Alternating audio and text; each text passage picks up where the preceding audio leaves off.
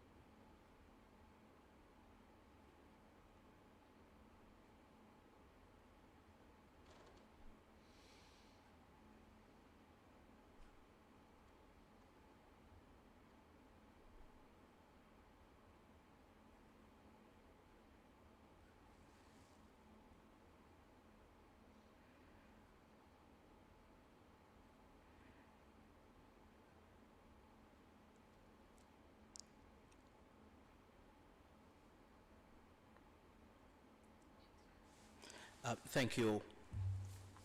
Before starting the meeting, I would like the committee to switch on only the microphones when they're speaking, and to switch it off when they're not speaking, so that we can have at least the camera targeting, or at least the members of the public or councillors or officers or the lead member when they're speaking, they can be seen. We're starting the first item of the agenda, and it's A1, that's apologies, and we have already received an apology from Councillor Aryan Arati as well as Councillor Alison Jackson. So please could you note those two absentees. A2, declaration of interest. I take your silence as no. A3, the minutes of the last meeting, which took place the 13th of December 2021, which is last month. The minutes have been circulated, and I take the committee have read the minutes. Is there any suggestions or any amendment for the minutes? No. Thank you. Agreed. The first item of our program this evening is A4, a key worker housing and intermediate housing policy. Therefore, this is a returning item. We had this item last month, and I'd like to thank Councillor Kim Taylor-Smith, the lead member for housing, and also officers who've supported him to bring back and update the policy that we've talked about last month. We'll now give the floor to Councillor Kim Taylor-Smith, as well as any other officer who would like to join after him. Thank you, Mr. Chairman. So I'll just do a really quick introduction. As I say, we've looked at this before. This key worker policy is effectively a subset of our main intermediate housing policy. And it's effectively to provide affordable accommodation for people that are obviously key as far as delivery of services in the borough. So we did a pilot scheme, as you'll remember, with 14 homes. It was massively oversubscribed. There's certainly a need within our borough to provide affordable homes to key workers. The public consultation is now finished. I think we had 178 people confirmed to it. That's obviously helping us shape the policies. And set out in para 3.2 are the 8 policy aspects that we are considering, and we very much would welcome any contribution you want to have on this. And I think just to end up, say that this for me is very important, not just for key workers and providing support to key workers, but it's also an integrated part of our new homes delivery programme, where, and also development by third-party developers within the borough, where we get affordable homes, and they could be used as part, not just for intermediate, but importantly for key workers, so we can have those nominations as well. So I'm very happy to, first of all, look to the back and see if there's any further comments, and to take any questions or observations that you've made on the scheme. Thank you. Coach, yeah. Good evening, everybody. The only thing I would add to what you said, Kim, is that we did some research with the GLA, and they had 200 positions that they had as part of that which they considered as key workers, and what we've done is we've narrowed the scope to 7, and the 7 positions are set out in the report.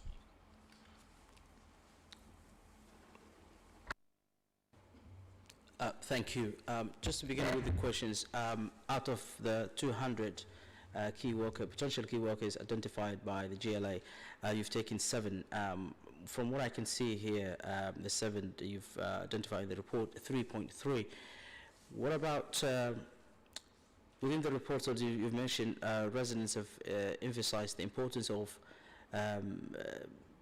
key workers living in the borough, but what about key workers living out of borough but has been working here for a long time and have the rights if they were overcrowded or have some housing issues? Is there anything you can comment on that, please?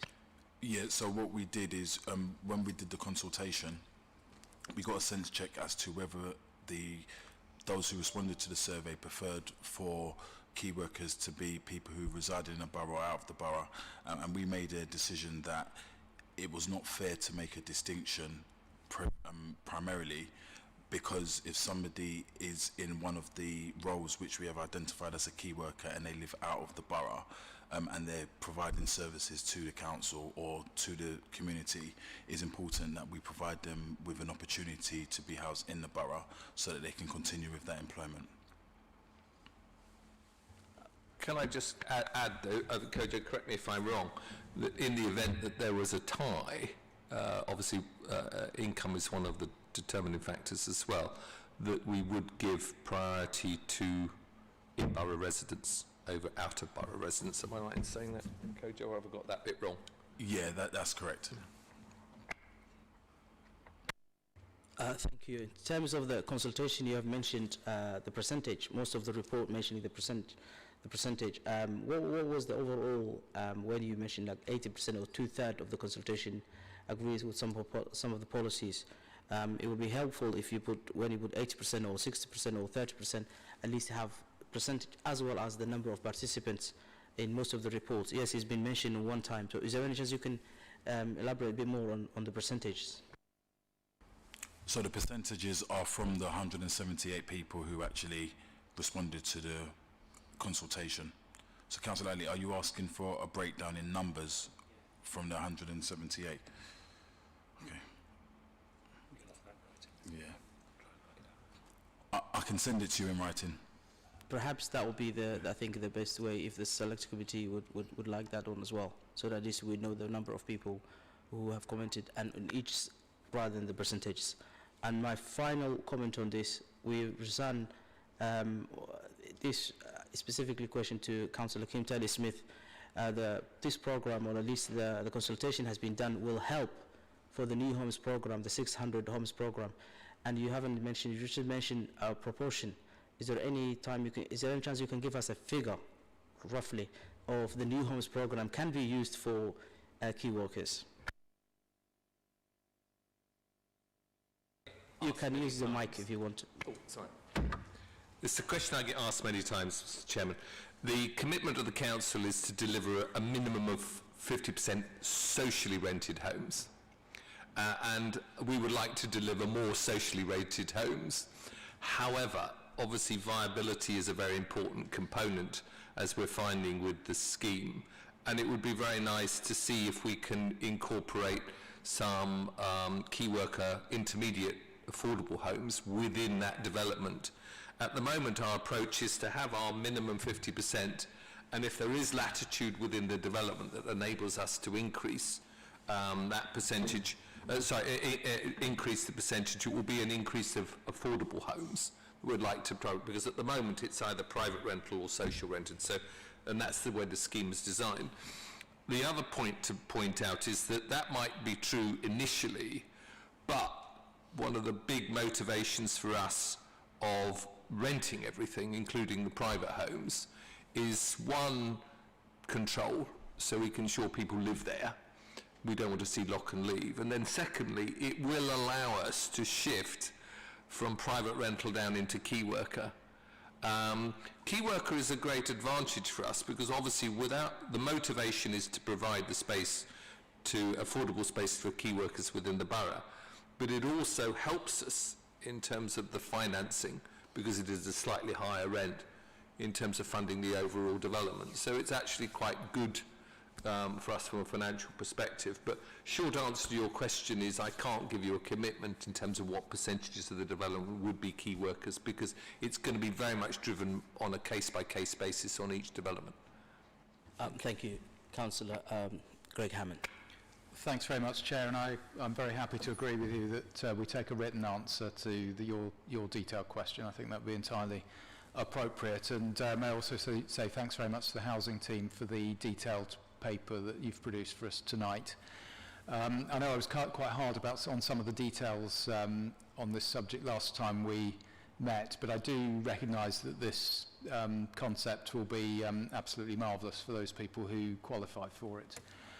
What I'm interested in, though, is how much has it cost to the council to get to this point in terms of policy development, in terms of officer time and the consultation, and wouldn't it have been, to pick up Kojo's very last point in his introduction, wouldn't it have been easier just to pick up the GLA's ready-made solution that was already there and run with that? Why didn't we do that? I might have a go at answering a bit of that, if that's all right. Again, I think we might need... I think I'd probably just run the risk of getting it hopelessly wrong if I tried to estimate the number of officer hours that were involved in this if I tried it off the cuff now. So maybe we go back and try and give that our best estimate and write to you. On the second part of your question, though, looking at the GLA list, I think kind of there's very little to argue there that it's a list of kind of roles and professions and so on, all of which in their own way are essential to the successful running of London, and they kind of cross all sectors and a whole range of work. The main preoccupation for us, I think, in trying to whittle that list down is kind of bluntly the management of expectations and difficult decisions about priorities. Even in the most successful scenario, the number of homes that we and others are able to develop that will be allocated in this way in the borough are going to number kind of in the hundreds at most, certainly in the kind of medium term. And if we had simply adopted that list of GLA homes, then it would have done nothing to help us prioritise. The policy would in effect be meaningless, and the only kind of what we would have had to have done is to say this is our list, but within those, these are our particular priorities. And effectively, that's what we've ended up doing by choosing these 7, is saying that we will never be able to accommodate all of these, the full list, and therefore we have to make a difficult decision about prioritisation. So I think it would have been kind of superficially satisfactory, and clearly would have kind of, in a sense, on first blush, pleased a much larger number of people. But it would have raised some expectations completely artificially and deferred the still inevitable difficult decisions about prioritisation. Whereas I think what we wanted to be honest and transparent about and properly consult on was it's kind of making that prioritisation decision up front, if that makes sense. Councillor Tom Bennett. Thank you, Chair. I just wonder what happens, because I see obviously income is one of the main determiners for who qualifies, and if as obviously, and they have to work in the borough as well. If the person qualifies for the key worker house and gets a house and then gets promoted, or is a police officer and gets transferred to the borough next door, do we take the house back? Particularly if they go above the 60k limit, because I think only people between 20 and 60k household income can apply. So, well, their partner gets promoted and then they go above the 60k limit. Do we take the house back in that circumstance? Thank you, Councillor Bennett. So effectively, the answer to your question is yes. So we will regularly review the key workers, ask for their income, look at their status, and if they no longer are a key worker, then we are able to take the property back and offer it to somebody who is a key worker.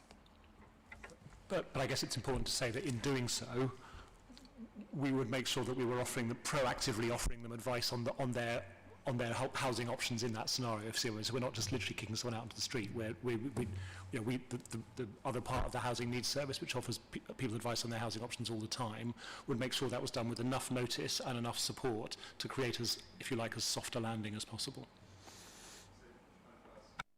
Well, just a couple of quick follow-ups on that. So first one, I'm sure you've checked, but I'll raise it anyway just in case, is the sort of legality of, sorry, this is collapsing on me, this desk, the legality of evicting someone, and I assume you have checked that and that is legal. But the second point is, because I do like the idea, but have we considered whether it would be a disincentive to promotion? You know, someone gets, they're probably going to be quite nice flats at this reduced rent, and actually getting a 1k, 2k pay rise could mean that they miss out, they no longer qualify for this flat, so they might decide, right, I'm not going to go for that promotion, I'm not going to advance in my career, or I'm going to try and discourage my partner from doing that because we'd no longer qualify. Is that something we've sort of thought about? Yes, so as Dan said, we will provide the support and the housing advice to ensure that whoever is a key worker, and if they've gone above the financial threshold, they're supported into alternative accommodation, and it is a process that happens, so it's not something that will happen overnight. In terms of the legality of it, it is legal in terms of moving them on if they no longer qualify for the scheme. And we have benchmarked with other local authorities as well who actually do have a key worker policy in place. And they have a move-on process where they're in regular communication with the actual key workers to support them into alternative accommodation. So we will definitely be following that soon. I think one of the important kind of mitigations for the risk that you describe about disincentives is that we need to be really transparent, proactive and transparent at the point where someone's signing up to one of these tenancies about what would trigger a review and under what circumstances, so that, as it were, they're not taken by surprise by something later. So if they're coming in on a salary that's very close to a threshold, for example, that they're kind of doing that absolutely with their eyes open, because what there should never be in a situation like this is a nasty surprise, if you know what I mean. So try and make sure it's as informed a decision as possible about what might be coming down the track. Can I just chip in, and thank you for the question. It might sound a bit harsh, but equally you'll see provision in there for things like sharing and subletting.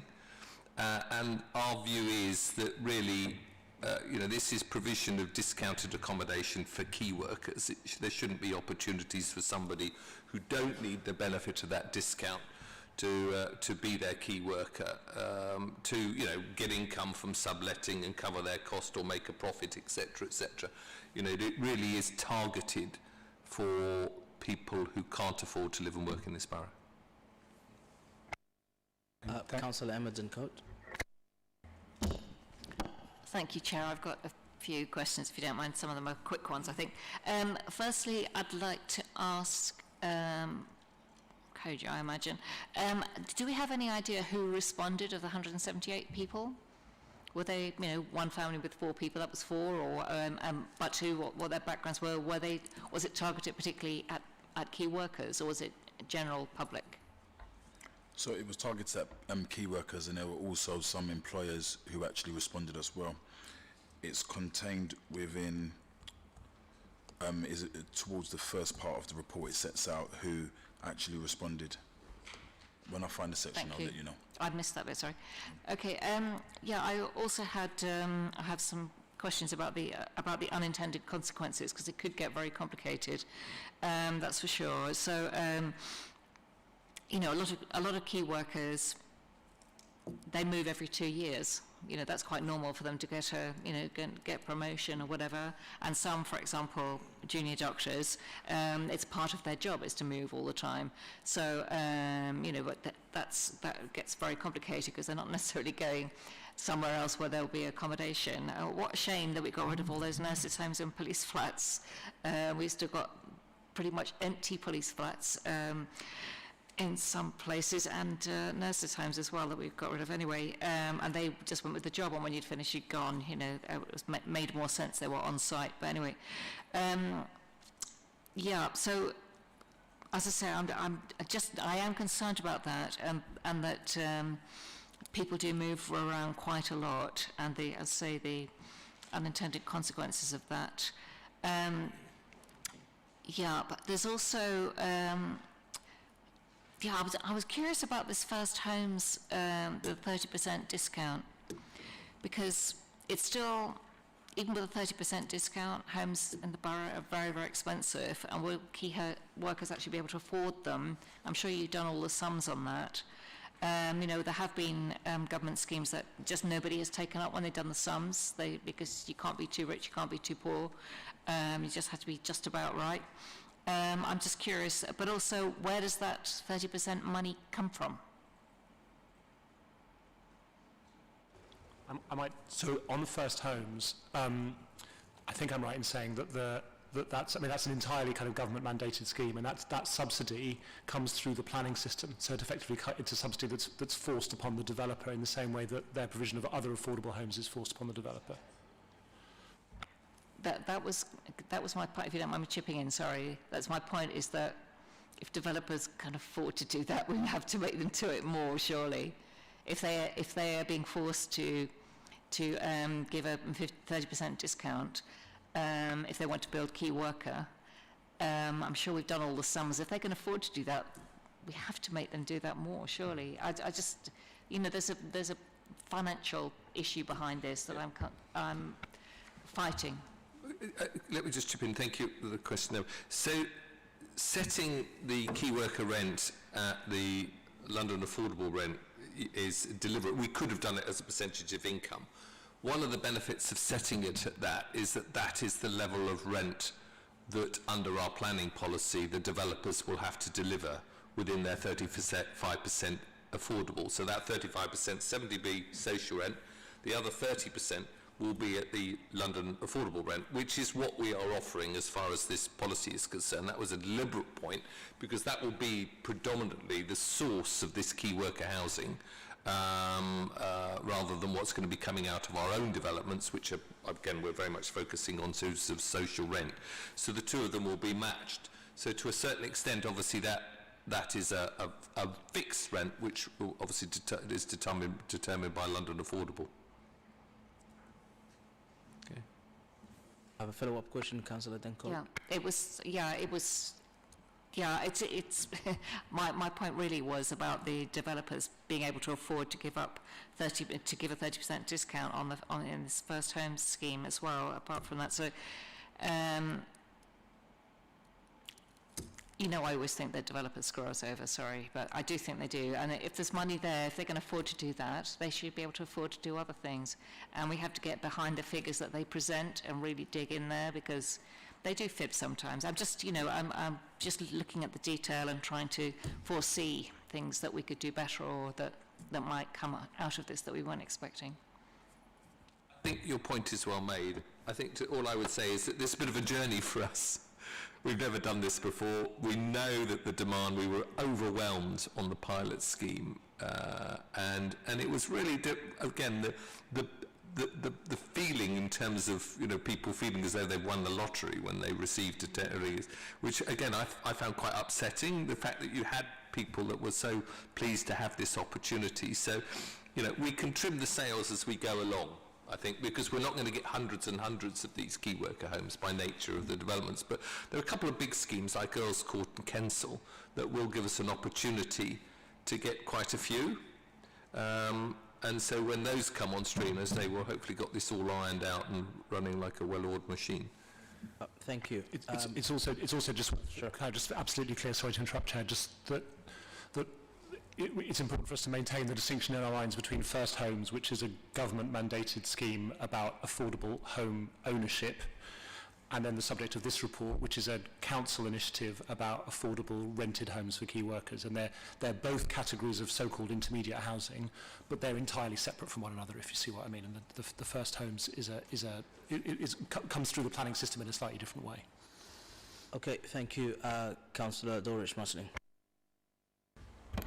Thanks. Thank you, Chair. I've got several questions. I'll ask maybe not all at once, but in groups. First one is about this new homes, the First Home scheme. I'm a bit unclear about this, although there's been some explanation. These are homes for sale, is that right? It's a bit of like right to buy, except it's for key workers. And if that's the case, I would take it that no council housing, no council properties involved. That's sort of question one, sort of stand on its own. That's correct, yeah. So they are, I'm tempted to encourage us not to go too far down the First Homes rabbit hole, if you see what I mean, because that's not the subject of this report. And I say that partly because you probably haven't got the right people here to talk about it, because that's mostly it's mostly delivered through the planning system. You'd need colleagues, with a lead member and colleagues from the planning team really to talk authoritatively about that. But yes, you're absolutely right in the kind of the direct question you've asked. This is First Homes come out of the supply of new homes being built. It's not at all any kind of drain at all on the existing council stock. Thanks, because obviously the council is building new homes too. That was my concern. But I've been under the impression for the last couple of years that there will be, or a year or so, nothing will be sold. So okay. That's correct. I mean, to a certain extent, there's a parallel here with shared equity schemes. And the reality is that shared equity in this borough, because our property prices and values are so high, is quite a difficult thing to make stack up. So no, they're not something that we'll be bringing forward as a product as far as the council is concerned. Thanks. So next, three questions altogether, and I've got one last one on its own. Talking about the survey, which is following on from the previous question, the survey for helping to define what a key worker is, or what the eligibility criteria are for this.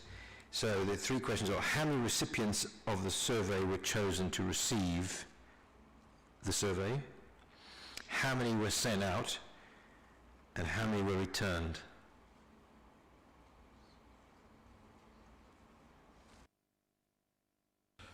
So I know that 178 were returned. In terms of your first two questions, Councillor, I'm going to have to take that away and send a written response.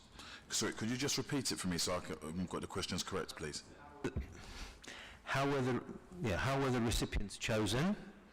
In other words, how did you know to whom to send the questions to? How many were actually sent? Yeah, and how many were sent? So in other words, you mentioned the number returned, but what percentage is that?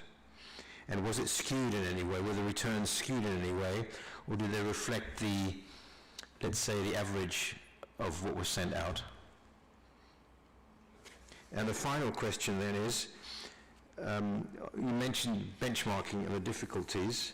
I can see in paragraph 5.3, it mentions only Brent, Tower Hamlets, Islington and Greenwich. I was actually thinking, what are they doing next door on both sides, in Hammersmith and Fulham and in Westminster? Apparently they're not doing anything like that. So can you say a little bit about how these four other boroughs are doing it? I presume these are the ones you mentioned, Mr. Sarpong. You had in mind when you mentioned it, Mr. Sarpong. Yeah, that's correct. So it is mentioned in the report. So for example, with Greenwich are tying their key worker policy very closely with their allocations policy. So they don't necessarily have a separate policy in terms of the way in which they do it in what we are proposing here today. Brent, there was not much information. They said they had a key worker policy, but there was not much information we was able to obtain in relation to how they actually deliver that. So as we've mentioned in the report, this is very much going to be something which is new, that is not being done in London in this way. So unfortunately the benchmarking information we received wasn't really that helpful in determining what we were going to do, which is why we're more concerned around the consultation and the results that we got from that. We were just verifying whether or not a key worker policy existed with other London authorities, and we established that they were, but they're not delivered in this way. Okay, thank you very much. Thank you all. I think with that in mind, we will move on from this item. And just for the record, what we have just mentioned, this policy is coming in the back of 14 homes, key workers that has been implemented or has been designed last year. And the new homes program, the lead member could not give us the figures of the key workers, but hopefully in the future he will be sharing with us the percentages of the consultation and the list of key workers, who are the list of key workers, and can we use from the ones from London, Greater London Authority, and also the ones that in Kensington or Chelsea, and who qualifies for as a key worker, and the limitation of the 60k, whether it's the individual who's earning it or the partner, and it has the significance of, probably as the councillor put it, limiting people's chance for progression. And I think that's something need to be looked at again. And finally, government discount, the 30%, and how we go about it, whether it's a government discount or the council discount. But officers have mentioned both policies, both from the government as well as from the council's policy, and the neighbouring policies for the local councils as the key worker policy that they have. We move on from that item, and then we move to the next item of this. Is A5, Grenfell Settled Homes Policy and the Housing Options for Bereaved Householders. Once again, I welcome to the platform Councillor Kim Taylor-Smith, the lead member for housing, and any other officer who may want to include any other further details about this policy. Councillor Kim Taylor-Smith, the floor is yours. Thank you, Chair. So, historically, where we had former residents and bereaved survivors from Grenfell Town Walk, our obligation was very much obviously to find them a settled home. And our experience has been that people's views change. And just as an illustration, I know in the early days a lot of people, for understandable reasons, said, I want to be in the south of the borough. I don't want to be near and see the tower. And we facilitated that, and then over a time they want to go back to their community. So historically, as to say, we effectively applied a sort of discretionary policy under the normal housing allocation in order to do that. And now obviously we're in a position where out of the 201 homes, 197 families and households have actually moved, and we now have 4 who are in temporary accommodation waiting to make that final move.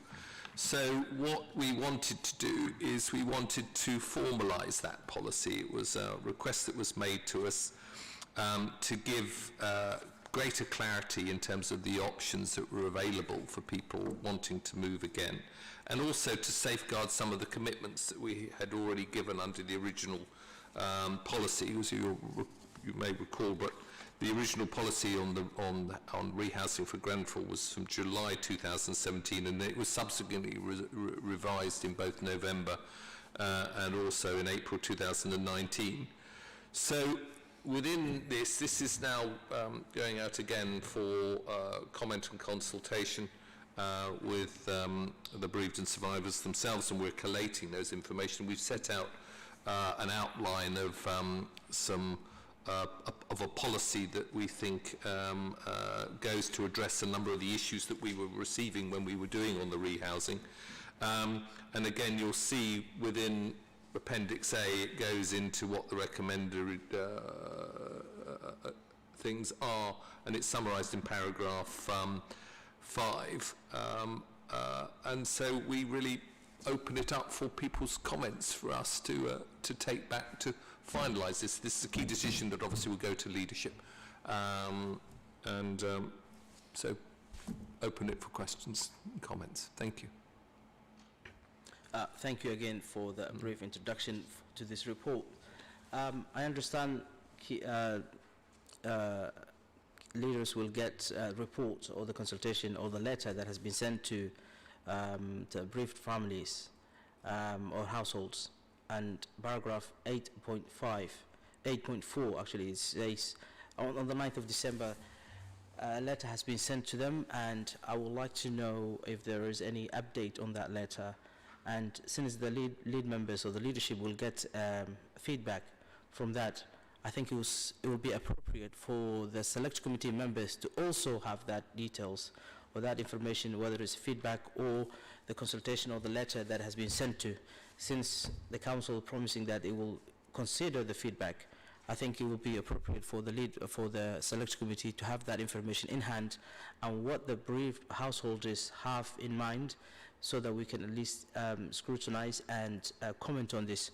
But because we don't have that information that will be available to you, this report, as I understand, has been written while the consultation has been ongoing, or the letter has been sent out, and information has been received. So I would like to know if officers have received a detailed information or feedback from the bereaved families, since this report has been written while this is was ongoing. I can answer that, Mr. Chairman. Yes is the short answer.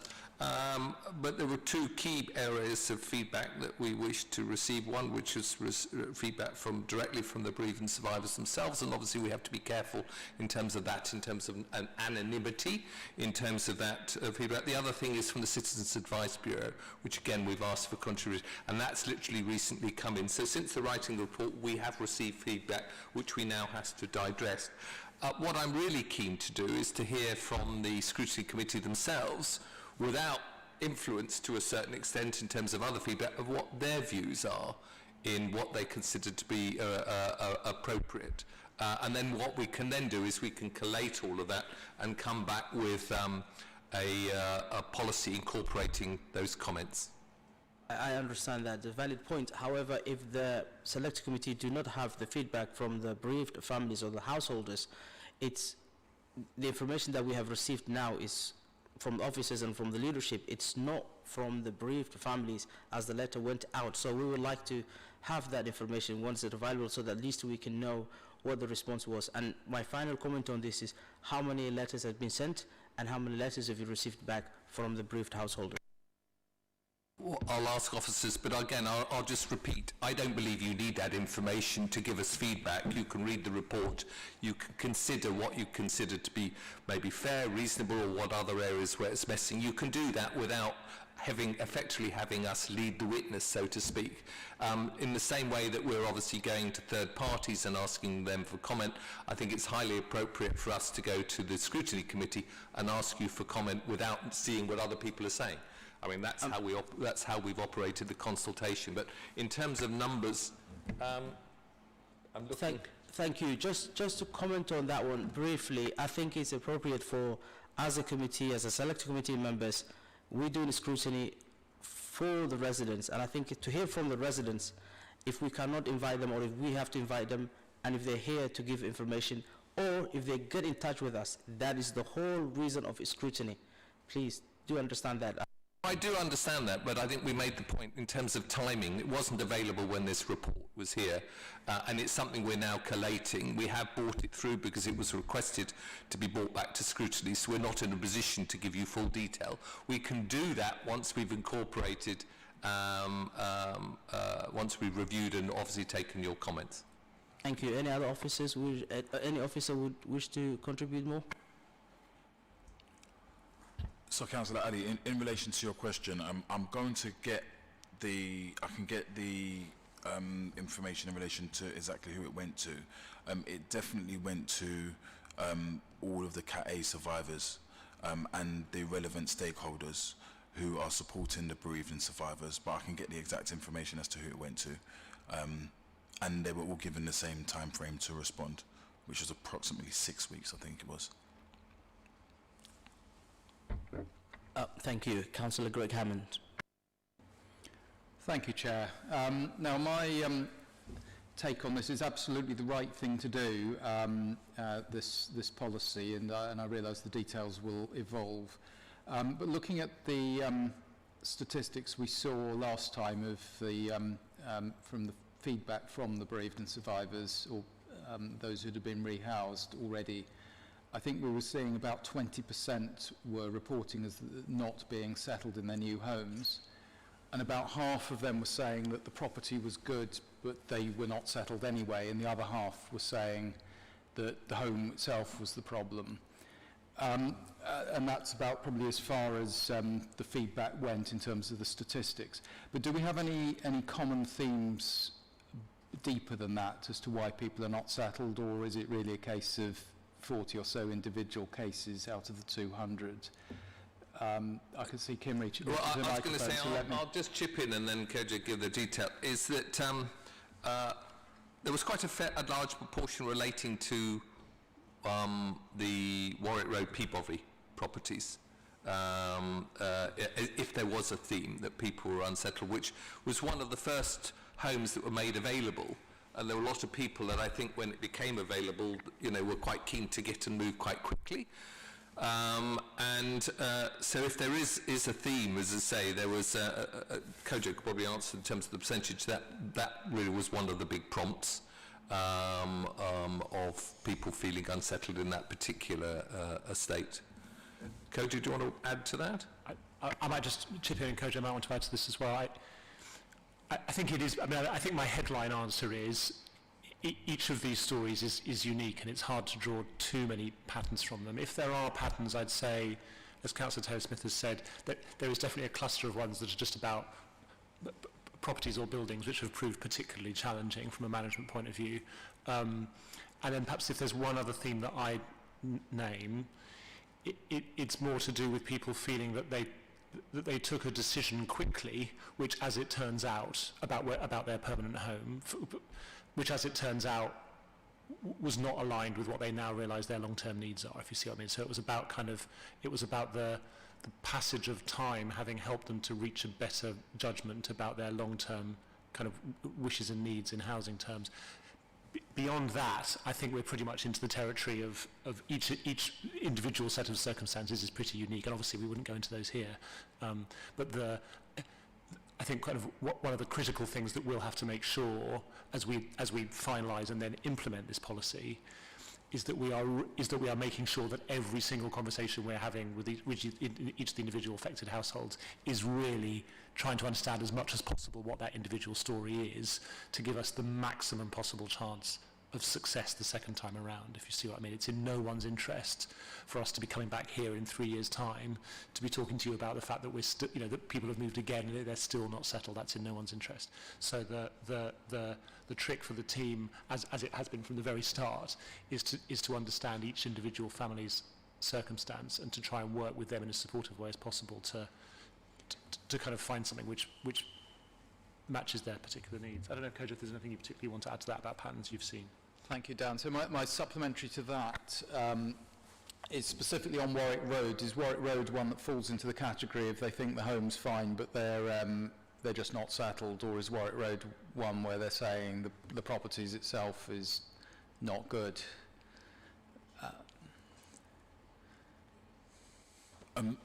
I think it's a combination of both, Councillor. So some people moved into the properties and they believed that they were settled, but as time has gone on, they felt that the property was not suitable. And there's others who moved in and they, as Dan said, they may have moved in a rush at the time, and there wasn't that time and consideration for the properties before they moved in. So I think that is a combination of both rather than just one thing. Thanks very much. And my second question is what kind of time frame do you anticipate this policy operating over?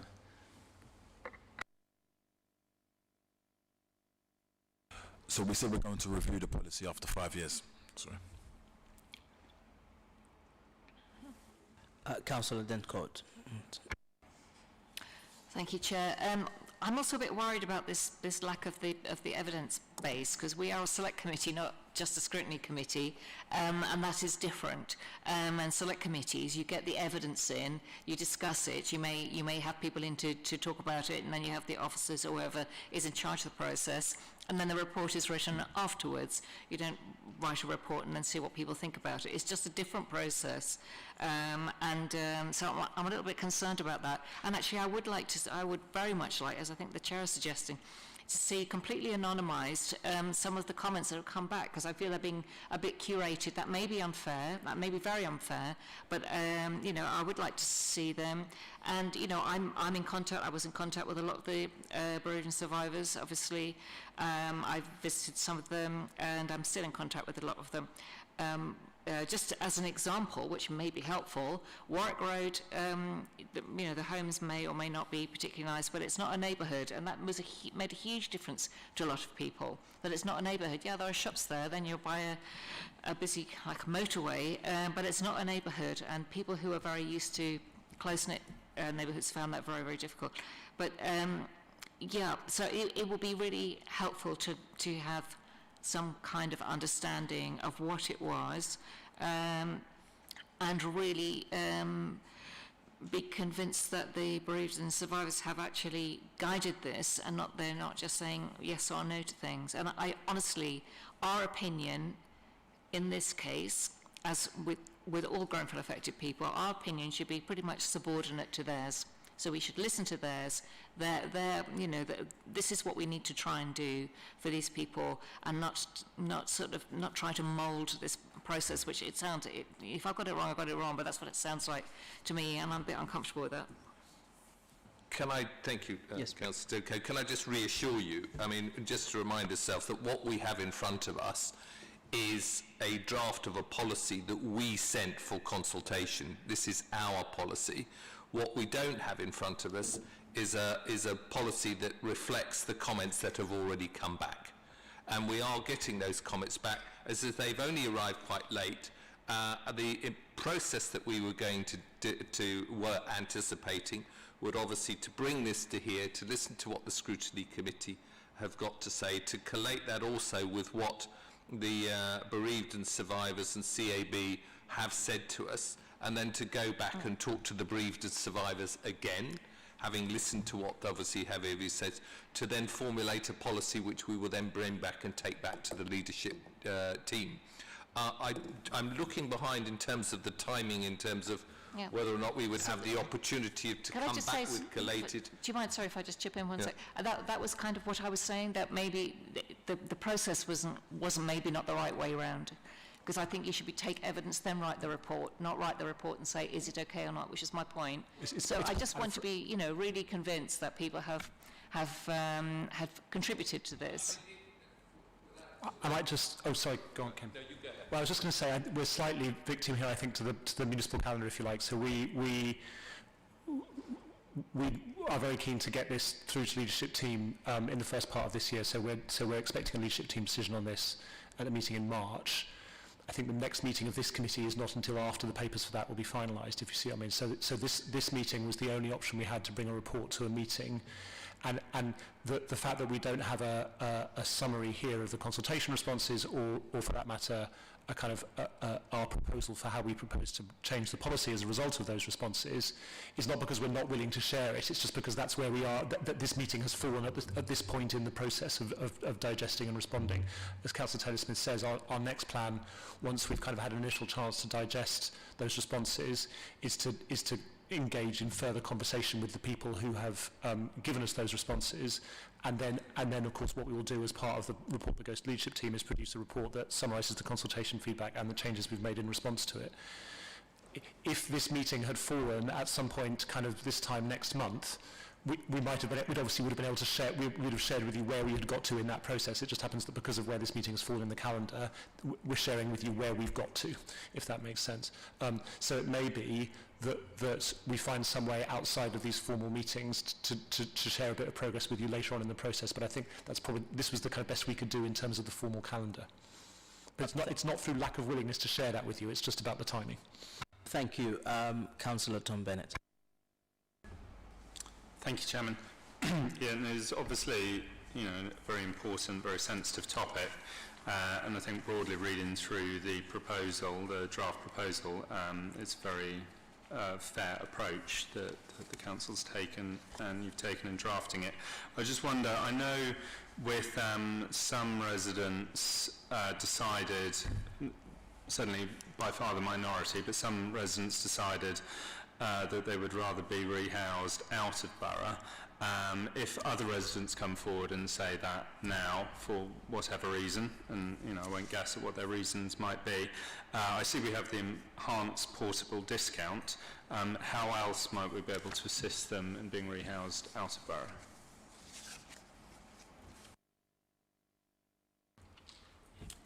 Okay, so what we have done with a couple of cases is we've liaised with other authorities to see if they are happy to work with us to do some form of mutual exchange in terms of rehousing people out of the borough.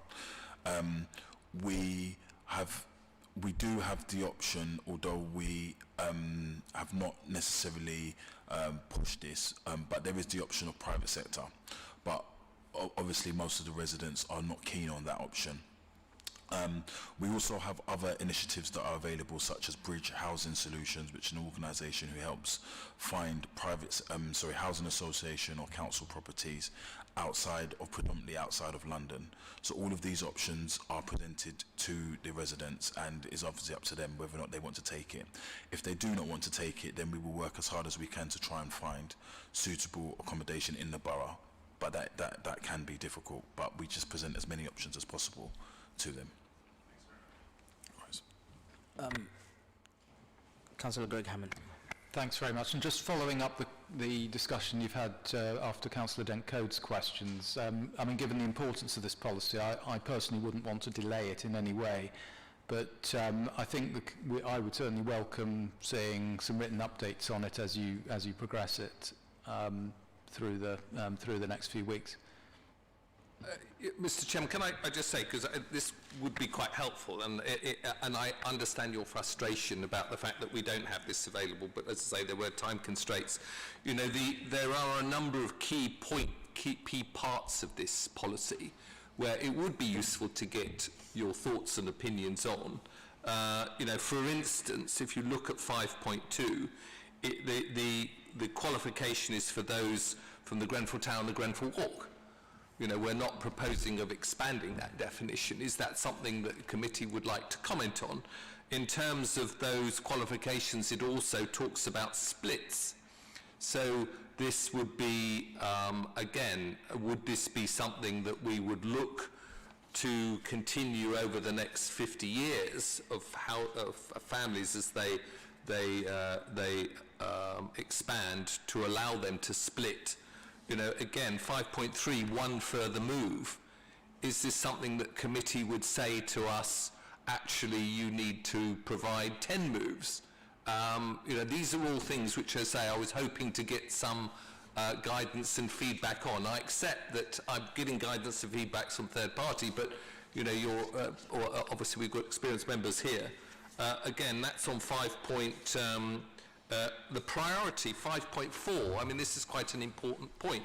You can see within the table set out in 5.4 that we're suggesting a settled homes priority of 1,500 points, which is lower than exceptional priority things such as domestic abuse. But we think that's a right place to sit it. Is that something that the committee feels is reasonable? We can certainly incorporate, because we will get differing opinions of other people. So what would be helpful for me would be to have that steer, rather than, no feedback. And we can bring back and collate those comments to you. I think in terms of comments, I think you've mentioned a valid point here, and one of the comments perhaps could be Grenfell survivors and the bereaved families, and this Grenfell Walk area. In terms of where the residents are and how they've been, now is the 4th in the list, 1,500 points. And I think it's in terms of what we as a committee would comment, and what survivors and the bereaved families would comment, we want to be in the same page, because we have to understand this. We are doing scrutiny at the select committee for the residents. Once we know the needs of the residents, then we can measure our response and at least give you the feedback. But if we do not hear from them and do not have that information on hand to make educated advice that we can offer to you as a leadership, then I think the scrutiny is not fit for purpose. Having said that, as a leadership, you have the opportunity to govern and decide and make decisions without scrutiny, if you wish to do so. But you've provided the information here, and I think the way forward from here, and we've talked about this here before, Councillor, the chair of the Overview and Scrutiny Committee is here, Mary Tress, and she's been advocating to make sure that scrutiny and the leadership work hand in hand so that the council can provide the best possible service for our residents. And make no mistake, we're only here to do the best what we can for the residents. So to move forward, to comment and to listen, I think this item, yes, we do not want to delay it. It's a decision that has to be taken. We have an opportunity to do a scrutiny conference. It was meant to be just for the communities. That is, we have earmarked for we have a potential date for the 1st of March. Perhaps we can take this item if the committee agrees, if the selection committee agrees, and have that as part of our conference, because of Grenfell and its issues are very important to us and important to people of North Kensington, specifically where the disaster happened. I do not think it's a decision can be taken lightly. And I would recommend, if the committee agrees, we can take this item with information that will come to us by the 1st of March, before the leadership makes a decision, and hopefully invite bereaved and survivors to also comment as a part of the conference. Only this item. What do you think? I would like to hear from the selection committee members. That we cannot delay the decision making, but we can also offer an opportunity for the members of Grenfell survivors and the bereaved families to take part and listen their views. I would like to hear from your comment. Well, I'll start it. I think it's a potential idea, but it does depend on the time frame of the further developments with the paper, so I wouldn't want to commit us to doing that in the absence of sort of the knowledge of when we're going to get more information from the leadership team. Could I just comment though on some of what we heard earlier? I mean, we're here to scrutinise, we're here to ask questions, we're not here to develop the leadership's policy and tell them what they should be doing. So just to pick up on one or two, question for 5.2, we didn't have any questions on that, so I think we can assume that if we didn't have anything that came in on that we wanted to raise, that we're happy to let that one pass. The time frame, I did ask a question on the time frame, and we got an answer that you're thinking 5 years, and maybe that would be a good idea to put something about time frame in the paper, but we can't necessarily hold you to that because we don't know what's going to happen in 4 years' time. So that's obviously going to be something that keeps under review. So we will contribute to the policy, but by asking questions on the areas of focus. But we're here to ask you questions as a team, not to tell you what to do. So 1st of March, maybe. Any other comments from the Select Committee members? Councillor Dorish Masling. Thanks. I wanted to ask a question about the allocations rather than comment on the specific idea. I mean, I could just echo Councillor Hammond's comment. In terms of the allocation, if I understood correctly, the original householders were given, once it was officially integrated into the main policy, housing allocation, 3,000 points to make sure they're very top. And then what I'm not clear about is now those who've been rehoused once, but are not happy for one reason or another, they will be getting 2,000 points, is that correct? And then the next one gets 1,500. Have I understood this correctly? No, sorry, it's 1,500. It's 1,500 points, not 2,000. The original, because there's only a handful of people now left to have to be accommodated, so they've got the nominal 3,000 still at the top of the pile. Is that correct? Yeah, so everybody who has been rehoused under the rehousing policy, the Grenfell rehousing policy, got the top points. There are a few households remaining. Anybody who wants to move further, including those who have not been rehoused yet, will benefit from 1,500 points from the settled homes policy. Right, so those who haven't been rehoused are getting 1,500. They're no longer at the top of the tree. Because there's a small number of people that Councillor Taylor-Smith mentioned, I think he said 4. Yeah, so they're not at the top of the tree anymore. No, sorry, so Sorry? So it'll be for one further move for them to settle. Because they're in Yes, temporary accommodation, yes, they aren't will. they? Yeah, but there will be, yes, you're right. So there will be people above them on the register. Sorry, it'll be top of the register. So who will be at the top of the register? So, The handful not rehoused. yeah, For their no. first move. For the first move, they're still at the top. Right. So then, so when I'm not clear about the next move, because it says one further move. So it's the 1,500 points go to people who have been rehoused, but for some reason are unhappy, like you've already mentioned Yeah, several that's times. correct. Yeah. Okay, and then after that, they just join the housing register in the normal way, should they want to move again. After they've had a first move. So at the moment, obviously, they have accepted a permanent property.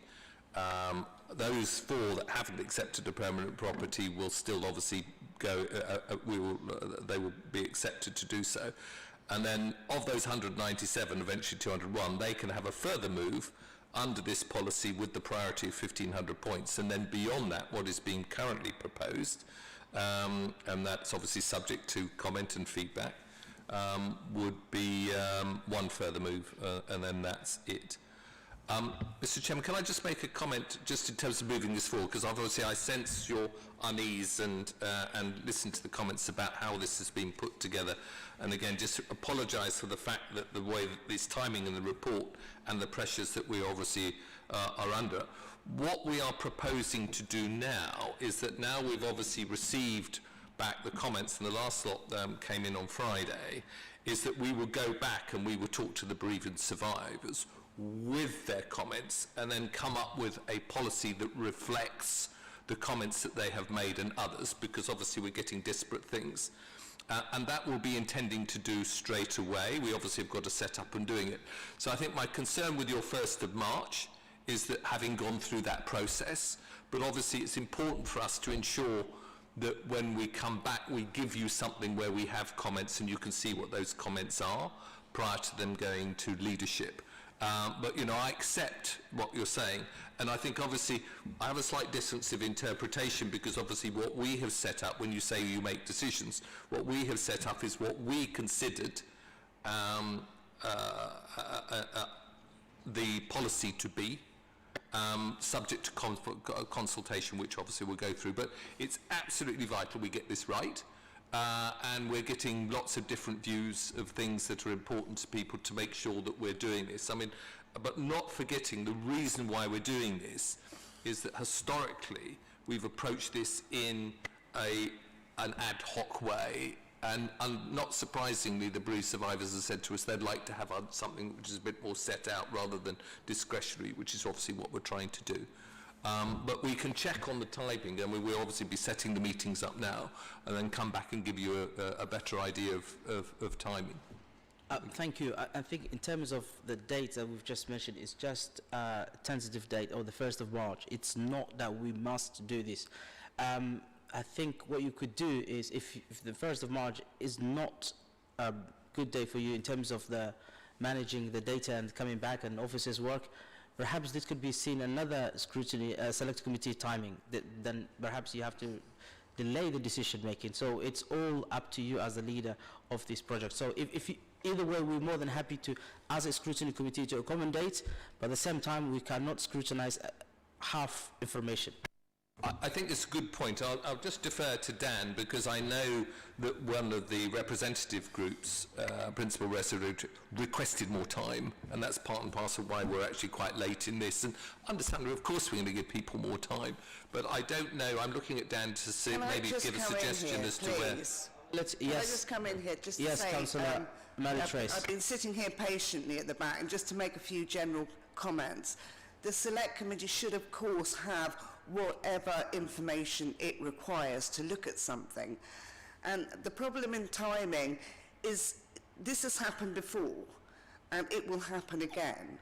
And the reason is that scrutiny, or Select Committee work, whatever you like to call it, should be seen as an integral part, not an optional thing.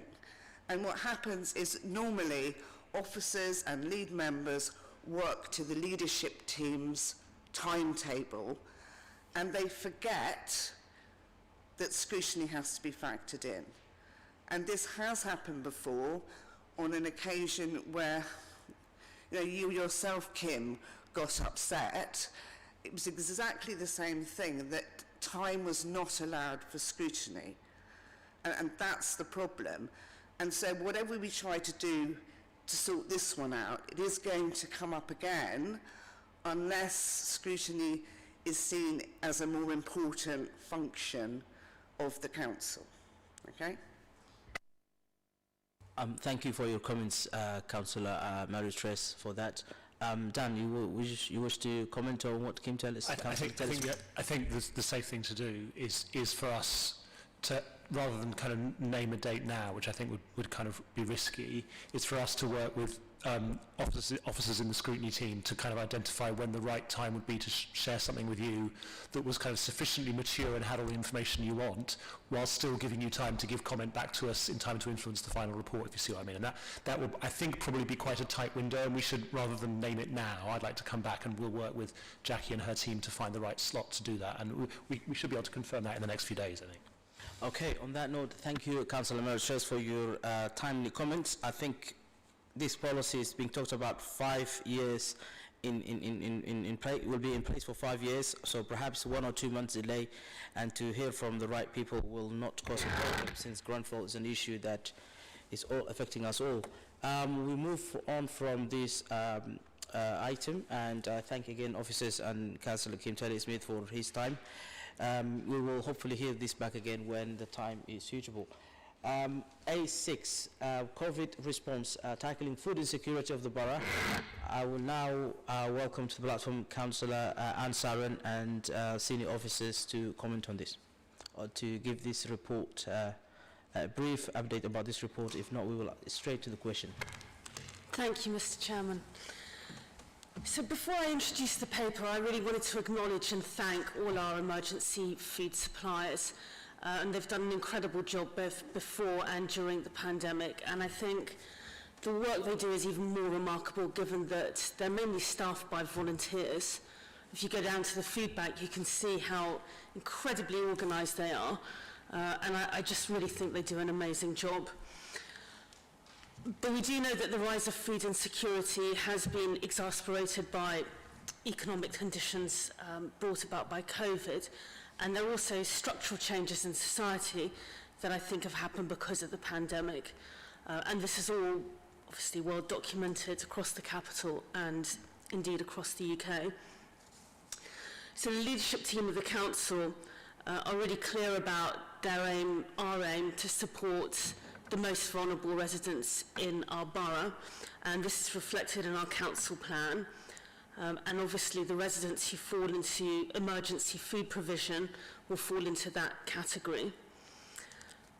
So I guess I start the introduction by saying that when we're tackling food insecurity, the local authority does not have all of the levers or the answers to fix all of the problem, but I do think we have a key role in a multi-agency approach, and I think it's something that we've actually learnt a lot about in the last couple of years. We've got a lot more experience now of where we can make a difference. And the paper, I hope, tries to show the journey that we've been on since we started in this space. And you'll see that really in the beginning what we did was provide quite a lot of emergency funding to food suppliers to just get food into the system. And later on we moved on to a more collaborative approach. So actually food into the supply system is not the issue, it's about coordinating it.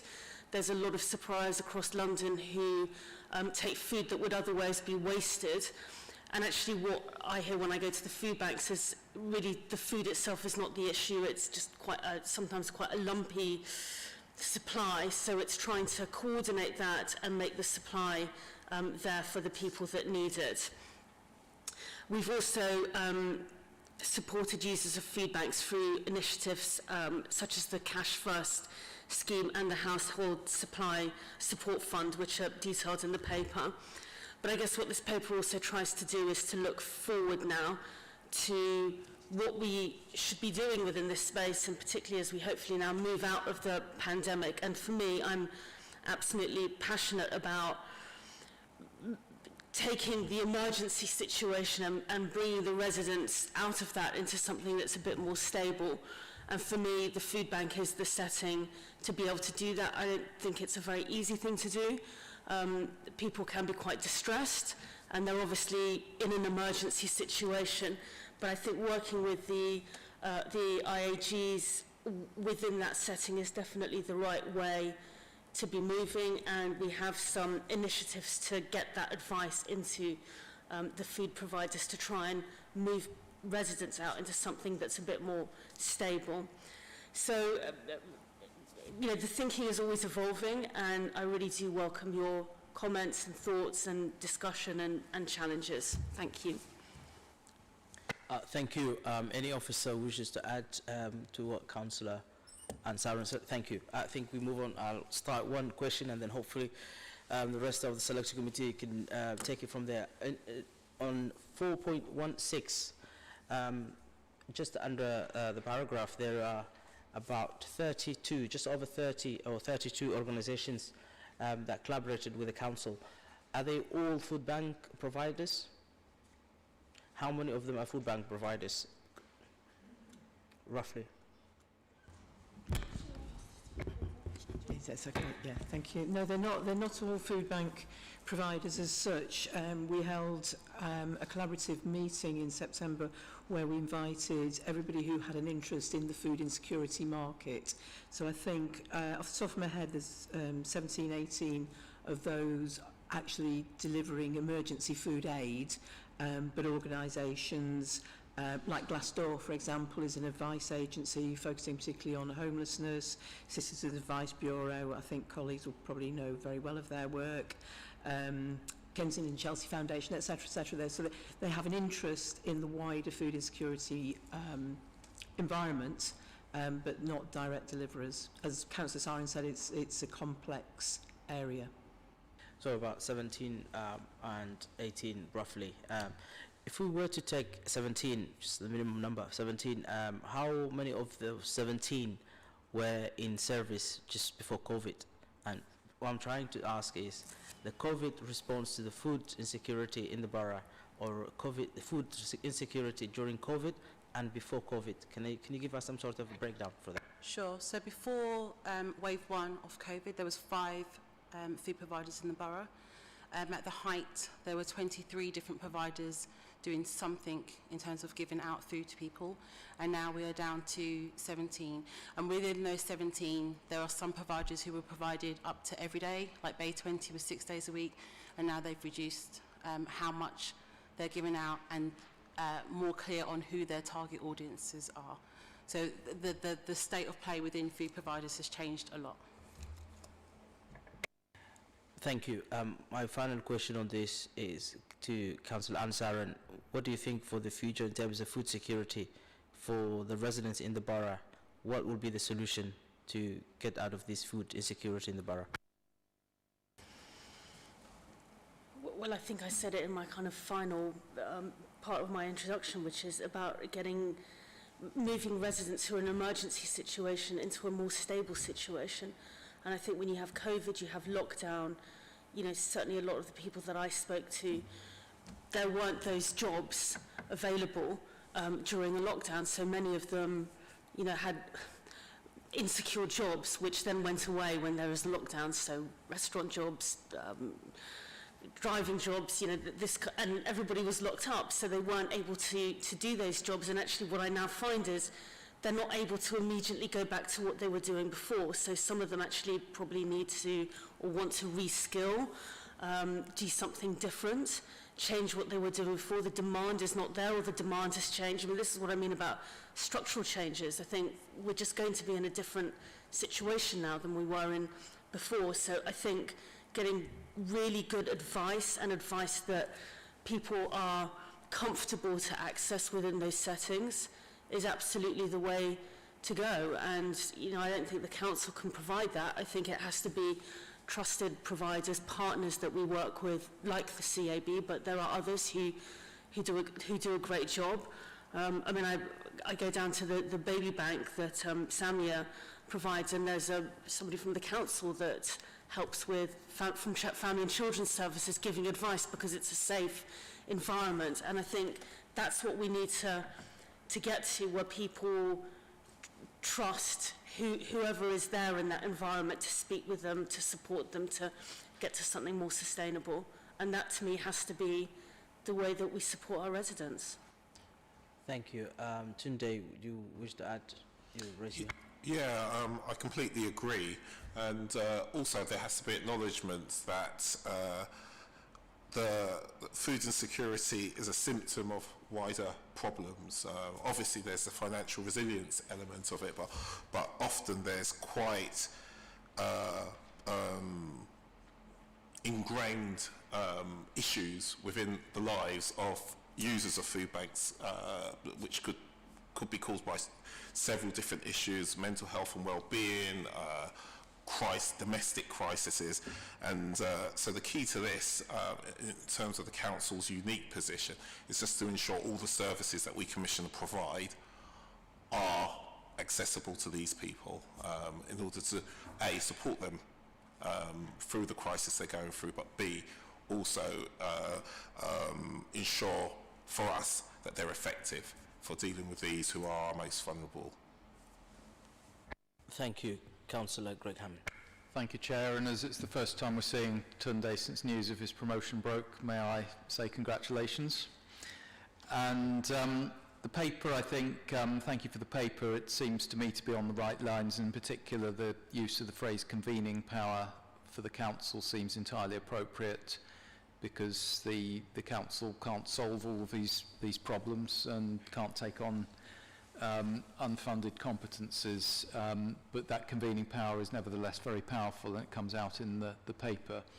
But I think the thing that I'm not sure about and is signposting, and how much information there is out there to help us and others on how we signpost people in need to these services. And I wonder if collectively you can say something about that here, and what you can do particularly for us as councillors to educate us on how we can have a list of people we can, or organisations we can go to directly to signpost our residents if they need it. So let me just be clear about what you mean. Do you mean within the food bank setting, or do you mean if you come across a distressed resident who is in need of emergency support? You can take it as the latter one, Anne. Well, I guess, our partner with the Social Council has 43 different organisations who we partnered with during the pandemic. They were organisations that, when residents were in distress and called the COVID Hub, which at one point we had over 80 people manning, the Social Council would put our residents in touch with those organisations, and, they've been incredible partners. So I guess that would be the first place to start, is with the Social Council. I think within the food bank setting, again, it's a partnership, collaborative approach. I mean, if you've got the CAB there, or Nucleus, or North Cam Law, then they should have a list of those organisations to, if it's mental health, or if it's, developing their skills, or, whatever it happens to be. We have we're so lucky with our organisations, and they're amazing. And they should have that list and be able to refer them through. That's how I think it should work. So if I have a case, where do I bring it? Well, I guess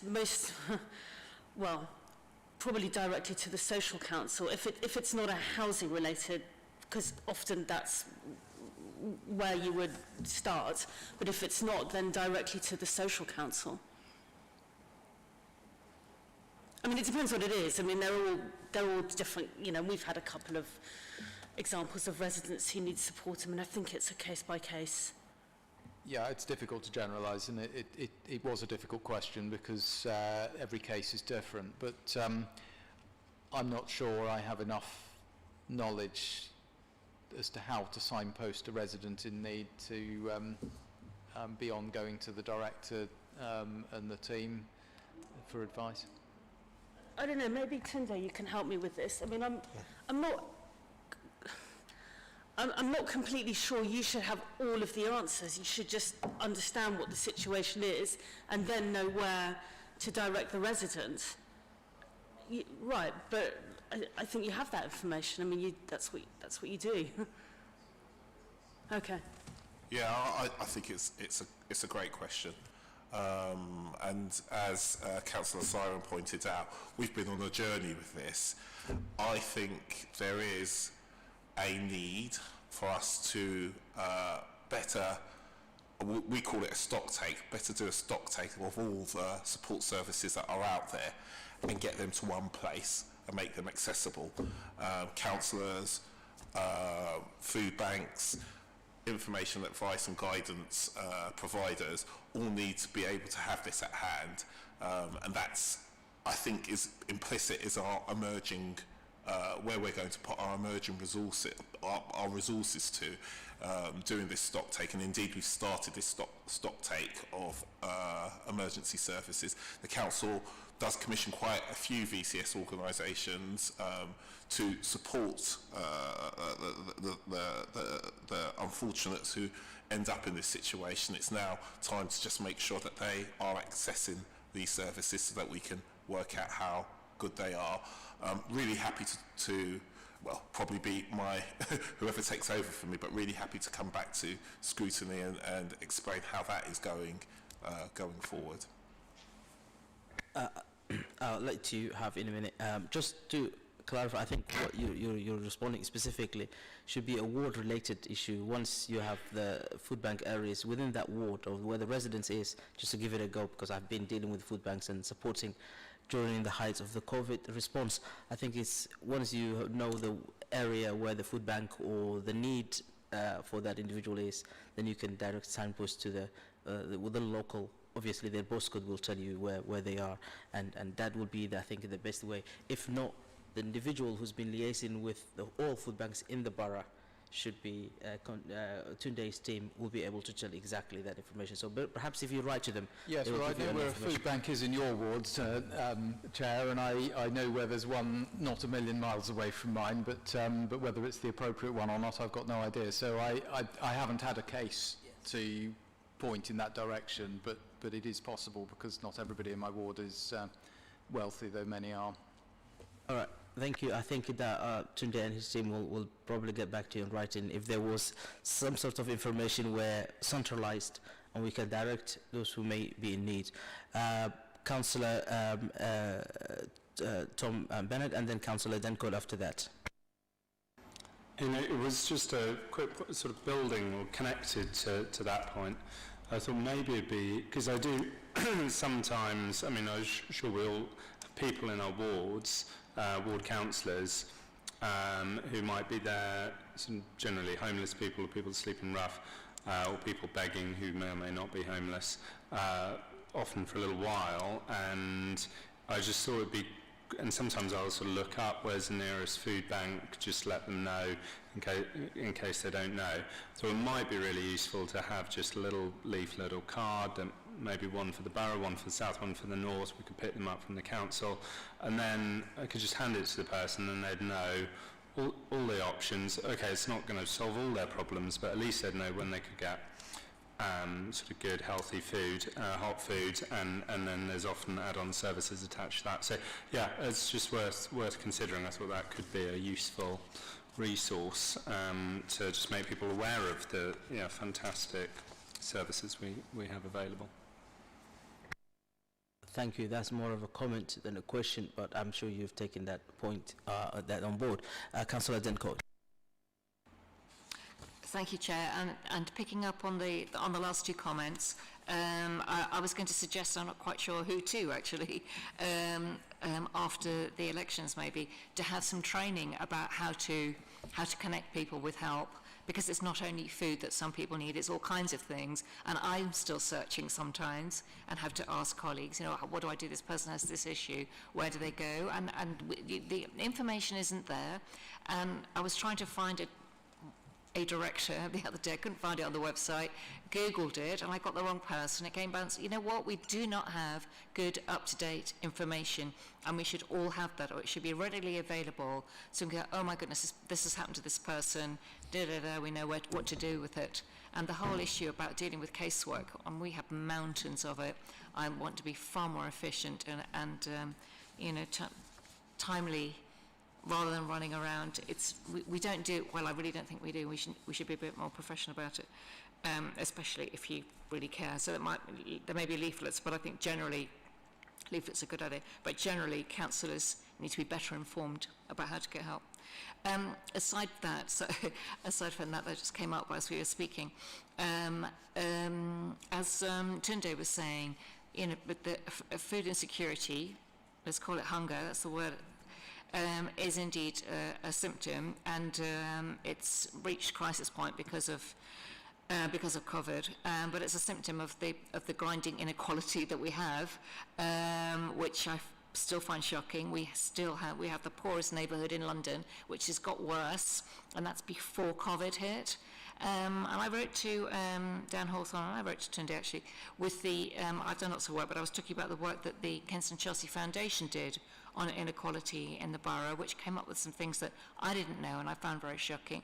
I said, well, what is the council's response? And I just heard, and I'm sorry if I misunderstood you, Anne, that you said, oh, we don't do that, the council don't do that. So all we're doing is tackling the symptoms, and I don't feel we're actually helping. And what I've heard, and there will be signposting, of course we're signposting, but all I'm hearing is about signposting, and not where people can actually get the help. I don't think generally that the council is tackling in any meaningful way the underlying causes of inequality here. And I think that's shameful. We have the poorest neighbourhood in London, right next to Trellick Tower.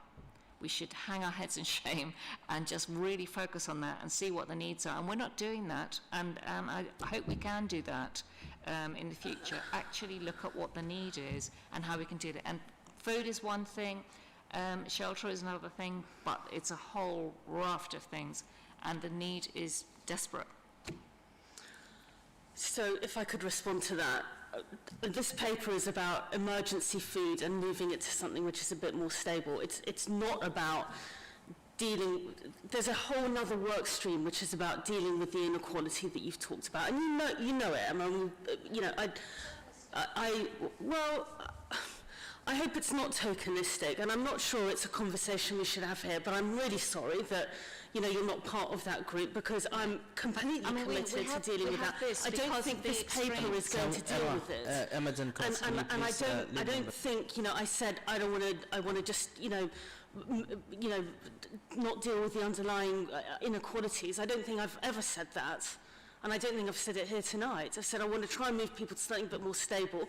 The point you make about inequality, yes, I mean, we've talked about that very openly, and I want you to be part of that work because you know it better than anyone.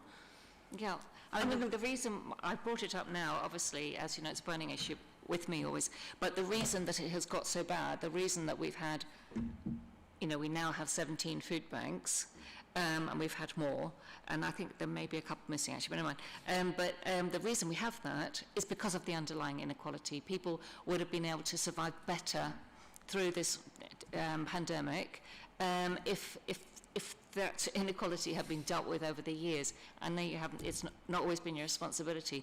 It really, really, I find it so distressing, and we need to tackle it properly, and it's not just a little, oh, let's talk about that, and no, it really, really, it's fundamental to this council, and how shameful that in our beautiful borough we have such depths of inequality and poverty, genuine poverty. I agree with you, and I think it is something that we are working on.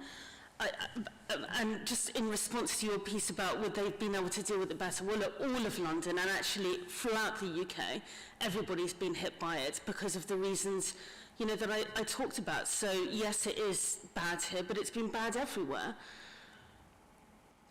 But I'm not taking away from the points that you've made, and as you know, we are working on that inequality in other parts of the council, which we've invited you to be part of, and I wish you would come and be part of it. On my shelf, I have five reports on inequality, dating back to 2004, actually, before I joined the council. So that's why I stepped out, Right, 'cause I don't think we're actually tackling You know, it. Anyway, we're only we'll going to be talk able to do it if we work together on it. And, you know, I mean, look, I'm not sure this is the place to talk about it.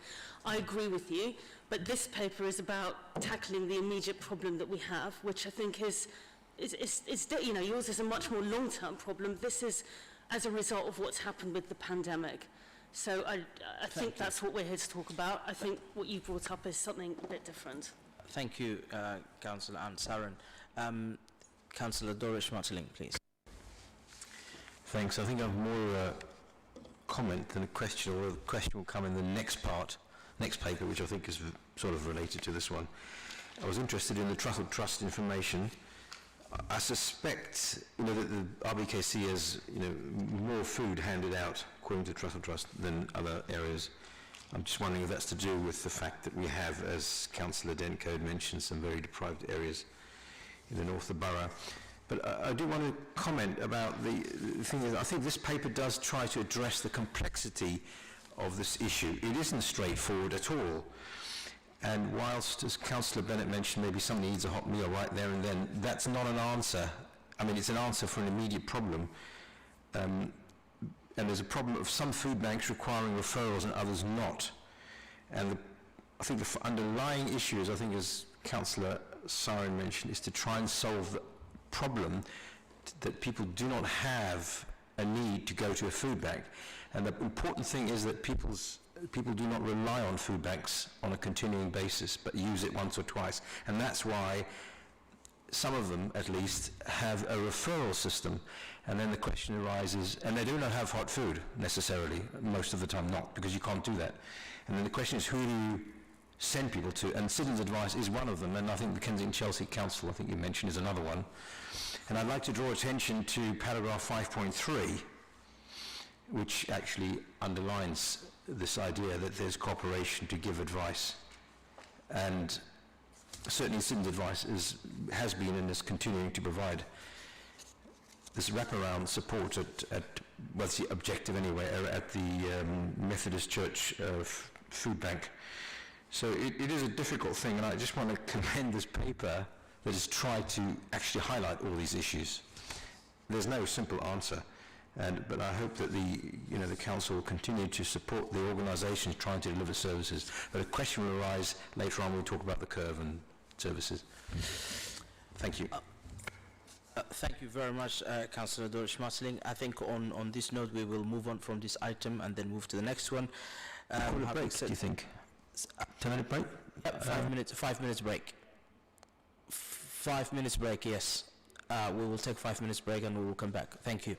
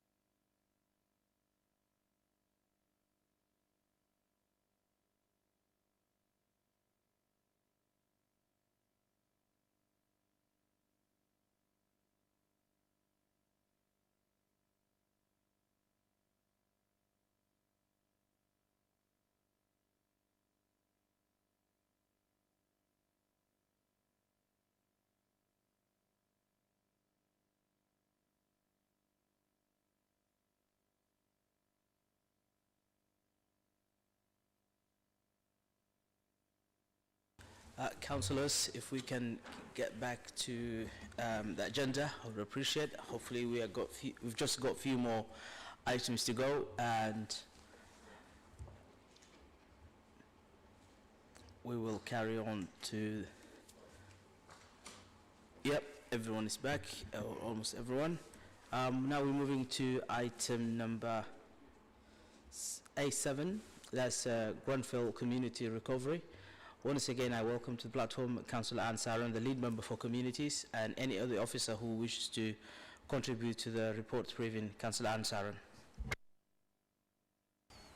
Thank you, Mr. Chairman. And actually, I just wanted to acknowledge just that conversation before we move on to this at the end of the last paper about information to councillors. So I should have acknowledged that and said that we will look into, you know, 3 councillors are basically saying they don't have the information. So I completely take that, and we'll take that as an action point. And I've just talked to Tunde about it. So I just wanted to acknowledge that. Can I, before you start, actually, we haven't summarized that well, so can we just go back to and summarize that item, A6? I think, thank you very much for the reminder. In terms of the food banks, the number of food banks before COVID were about 5, and then at the height of the COVID, 25. And we can see the number of almost 4 times, or 5 times actually, 5 times the number of food banks that we had. And moving now, at the moment now, 17 food banks in the borough.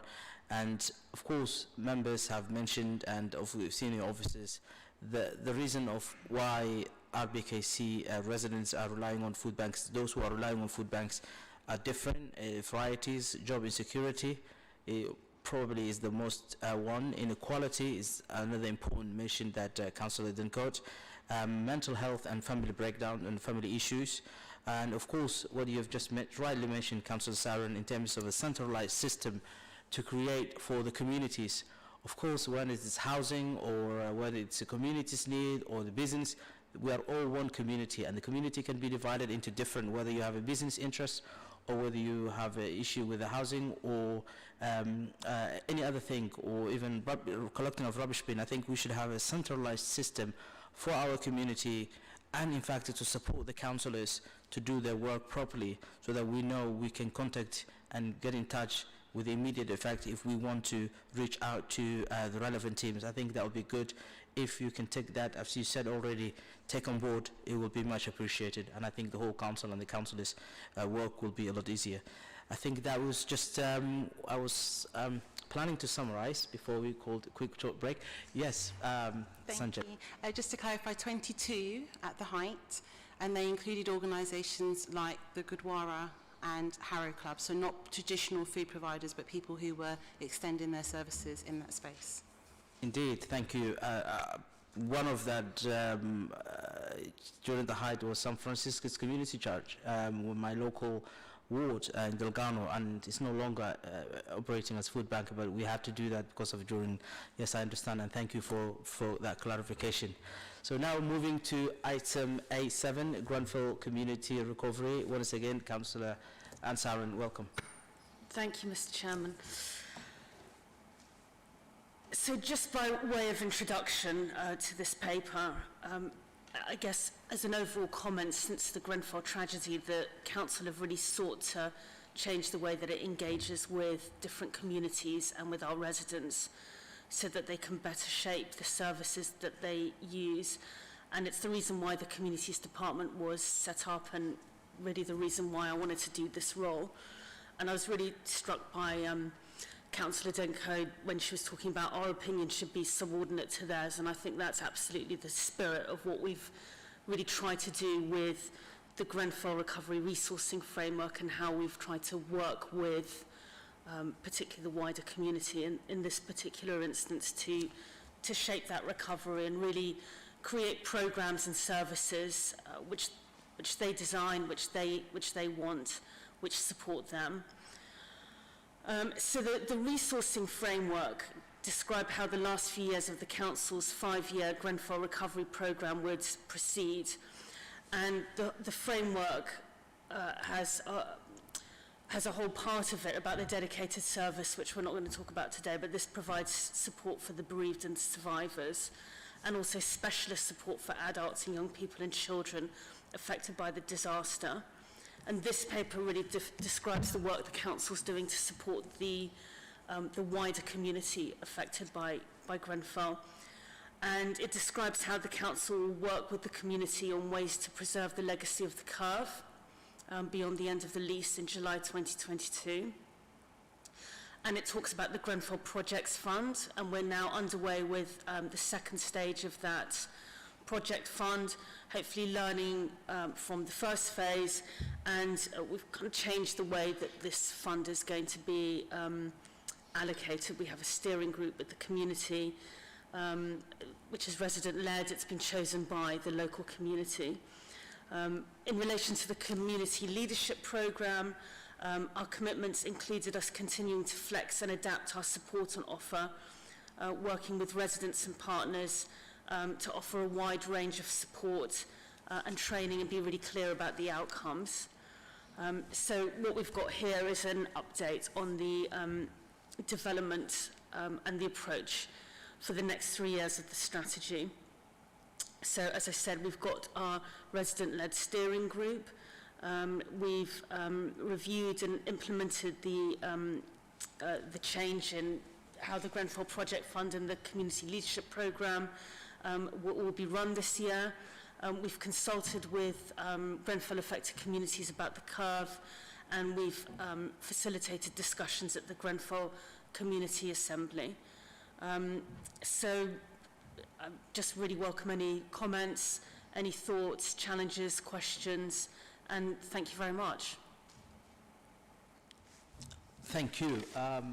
Just a quick question in terms of the legacy or curve legacy. I wish to know how the trustees or the trust or community trust or the fund that will be created, people who will be managing, how will they be selected, and who will be selected? On the curve. So, Sanjay? Okay. Sanjay's been working really closely with the Board of Directors at the curve.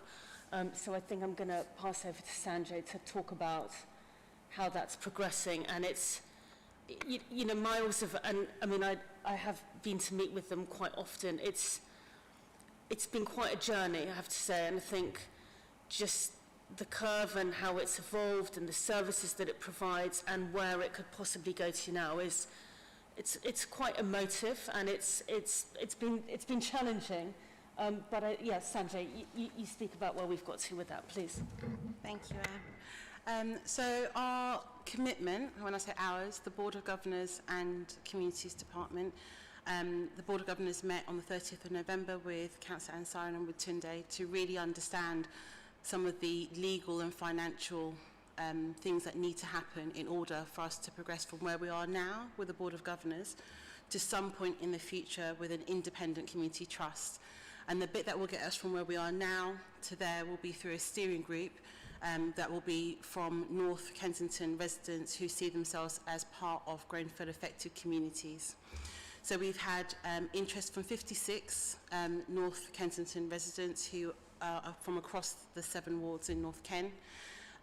We have written to all of those to invite them to a meeting on the 15th of February at the Curve to co-design all of those questions. What should the steering group do and not do? How should members be selected to be on this steering group? If there is a vote, how should we do that vote? Who should do the voting? There are many people who don't want to do things digitally. There are many people who still feel apprehensive about COVID doing things in person. There are people who have different literacy and English speaking abilities. So how do we be as inclusive as possible in the co-design of the steering group? And how do we be as inclusive as possible with the steering group that we will end up with? And how do we make a steering group manageable? The 56 people who've expressed an interest, some of them, they want to be on the steering group, which includes our Board of Governors who've confirmed that last week in our Board of Governors meeting. We meet fortnightly for a specific minuted board meeting. And then there are other people who've expressed an interest, and their interest is in the co-design, but not necessarily being in the meeting. So we made the decision that we needed to bring all of those people together and anyone else who was interested, because there might be others who've missed the opportunity. So working with our comms department to make sure that we've done a postal drop to all of North Kent. That went out on Friday. We're doing some door knocking with our Curve team and with our wider community development team. We're making sure that we go to high footfall areas like Portobello Market to make sure people are aware. We've told our Curve providers, we've told our Curve service users who use the building on a weekly basis that this meeting is happening on the 15th. Come and have your say on how the steering group should be shaped and how it should run as we move forward. And that steering group will, once it's in place, which will hopefully be by the summer, will decide the community trust, what model they use, who is employed, do they go with people who have those skills and want to give in-kind service, do they want to procure a business development manager to oversee it similar to the Maxilla City project. All of that will be shaped by the steering group themselves. Just a follow-up question with that, and thank you for that comprehensive answer. 7.4, you've mentioned the process will take in place in person as well as online from January to February 2022, which is obviously this month and the next month. Can you tell us how many meetings will take effect online, and also how many meetings will happen in person now that restrictions are eased or COVID? And why is it just 2 months? Because if you said the process will start this summer, so isn't it better to have one more month, at least March, to allow more people, since we're coming out of a COVID restrictions? Thank you. I completely agree. We made that decision back in November. I think we were all naive, whatever, about COVID coming to an end. It hasn't. Curve members, particularly the ones who want to engage, they have been nervous about in-person meetings. The way that they best engage is through in-person meetings. We have offered for this meeting, when we spoke with our Nottingdale ward councillors last week, one requested that we do an online opportunity. So we want to be as flexible as possible, and extending that period to March is absolutely within our gift to do. So we will take that back. Thank you. Councillor Greg Hammond. Thank you, Chair. My question focuses on the Community Assembly, if I may. And just looking back, we've got 3 meetings last year, attendance 56, 11 and 68. So 2 of them have got quite what I would consider to be quite high for community meetings numbers. And the themes in all 3 cases, they look to me to be pretty useful themes for people to be talking about. And there's no suggestion in this paper that the meetings are not a useful forum, and yet you're reviewing it. So I'm just wondering why there seems to be a gap there. Why are you reviewing it? But I do agree that whatever the outcome is and whatever it does, it should be resident-led and resident-focused. And that obviously needs to be, from my point of view, needs to be the aiming point. But why the review and where are we going? Well, I think we've done a number of meetings, and it's a good point to pause and ask people what they think about them and whether we could do anything to make them more useful, more interesting, more action-based, more, you know, whatever the feedback is. So that's the reason why. I mean, I think it's good to ask people. I mean, also, we've been through, I mean, a couple of these have happened online, which has been really difficult, actually. The last one was in person, and I think it was probably the best meeting, or the most useful meeting we've had. We had a lot of people came, and I just don't really think they work online, to be honest with you. So I think that's another reason to review where we are. Follow-up questions? You're okay. Councillor Dorich Masley. Thanks, Chair. I've got sort of 2 sets of questions, one relating to the subject currently under discussion. First of all, to follow on, so I'll do it in 2 sets here. First of all, to follow on what Councillor Hammond just said, you mentioned the 3 assemblies, and what struck me was, when you mentioned the numbers, but what struck me is the question, why was the attendance a 5th or a 6th for the one on employment skills? Do you think that was a low attendance because of the topic or any other reason? Because the other 2 were obviously much better attended. And I do note that in paragraph 4.3, a bullet point, it does speak about restoring faith. in the Assembly, because obviously at the beginning was heavily criticised.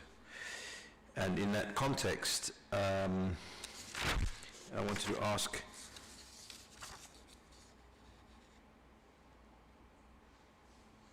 how much money is left in the recovery fund, because apparently it's not a lot, because that's also been criticised.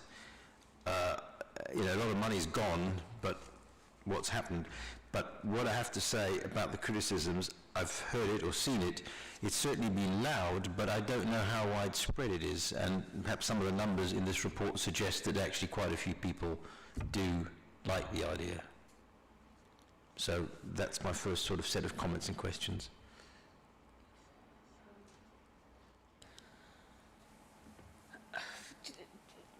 Do you have any observation on the employment and skills one? I mean, as I said, I think the online meetings didn't really work. I mean, it's just not a very easy discussion to have online. That would be my observation, but Sanjay, any? I completely agree. Our January meeting had a lot higher numbers, and we had an unfortunate Zoom bombing incident. So there was an impact for the next meeting in March. That's the first thing. And secondly, hugely to do with COVID. So how we did our advertising, we started with some, face-to-face. We came out of lockdown. We did some face-to-face outreach for the January meeting. We did face-to-face outreach for the November meeting. March, we didn't have that option. So that was so you're left with cold calling and emails, totally ineffective. I know that we had just as much interest in employment and skills as we did young people. So I don't think that has any correlation whatsoever. And it's why for this meeting in February that we and ahed about, do we go with community safety focus, do we go with in-person, which we know is more successful from the September meeting, or do we try our best to do digital? And we were grateful when the restrictions changed. And yes, we still have a responsibility to do it safely in terms of COVID, but people want real engagement with each other. They want to be able to choose what table they sit at and not be put in a particular room. They want to choose what theme within that theme that they look at, and you don't get those opportunities online. Just as a quick follow-up on that, in those assemblies, you have a record of which councillors attended. Obviously officers attended, probably you did, or Mr. Olainka, but I mean, how many councillors attended these? I would need to look. Okay, but they did some? Yeah, yeah. Oh, okay. Okay, that's really the answer. Thank you very much. The second lot is about the wind-up of the curve, which we obviously we know has been coming. We've known that for quite a while for obvious reasons. I just really want to ask how the services will be dispersed. I suppose maybe that's just the creation of the community trust is part of this process, because, well, I mean, I mentioned to you in a pre-meeting quick discussion about the possibility of a service there, and if that does get there in the 3-4 months that are left, whether it would then be dispersed with the rest of them that currently services are being offered in the curve. Does that make sense? Yes. I mean, I'm going to let Sanjay talk about the detail of this, but we have done a pretty extensive summary of everything that's offered in the curve, what people find useful, what perhaps they find less useful, whether the suppliers, actual providers want to continue with those services, and there is a plan for every single provider and service. Yes, you're right, the legacy group will be a part of deciding, what happens with that. But it's, again, I mean, it's quite a complex journey to take what's going on in one building and kind of move it to, the future. But Sanjay, do you want to add any detail to that? Sure, thank you. So I just want to dispel any confusion, I think, that has come up a few times. So we have a number of providers who we do not, we have a number of providers who use the curve and do not get funded by us to do that, but they're not paid to do their provision, but obviously they have a free building space. That is a much easier provider to support moving somewhere else, not easy, but easier to support moving to another location. There are also providers who we do pay to deliver that will not be easy, because we, the council, will not have control over the 1.3 budget, how it is spent after the curve closes. That will be the decision for the community trust, and the community trust is what was voted for by local people, was for a legacy fund. What that legacy fund will look like, how people will access that legacy fund, who it will go to, will be decided by the community trust, which will be made up of North Ken residents. So there's going to be a gap. So what we're focusing on right now is making sure that we engage every single provider who is in the curve right now with a conversation of what do you want, what do you think you want, and how can we support? And the answers are very different. They're also having conversations with each other, some of them, and other providers who are not from the curve, having conversations with curve providers. How can we support you? So you can come and share our space over here. We have this gap on a Tuesday night, you can use this gap. And we're also trying to create new ideas around, let's think completely outside of the box. How do we support good services, and good services defined by residents who have been benefiting from those services, to be sustained in that gap between when the curve closes and when the community trust is up and running? Some providers have chosen that they don't want to continue. It's been a long journey for them. Some providers are not from North Kensington, and they have, continued because they knew this end was coming. It's a very different picture for every provider. What we will do, in terms of my team, is we will be very transparent about which providers are staying, where they are going, which ones are not. That's what we can definitely offer. Thanks very much. Just one follow-up question. Did I understand correctly that the remaining fund is £1.3 million? That's out of the original 50 that was allocated? No, so that's another confusion, which is why we're doing community meetings, because people do think about the 50 million. There was amounts allotted to different parts of the recovery programme, 1.3 specifically for the curve. Then there is, so for my project there's just under 3 million, there's 2.95. Then there are other funding allocated for other projects in that recovery fund. Just one comment. I should have done this earlier. I have to declare an interest for this topic and the previous one, which is that I'm on the food bank board, but as a private individual. And I'm on the Citizens Advice Board, that is Kensington Chelsea, but as a council delegate. I just thought I should declare that in case it comes up somewhere. Thank you for that declaration, and I think it's relevant to declare, since the item we're talking about is a food bank and social council. Any other councillor wants to comment on this or have a question?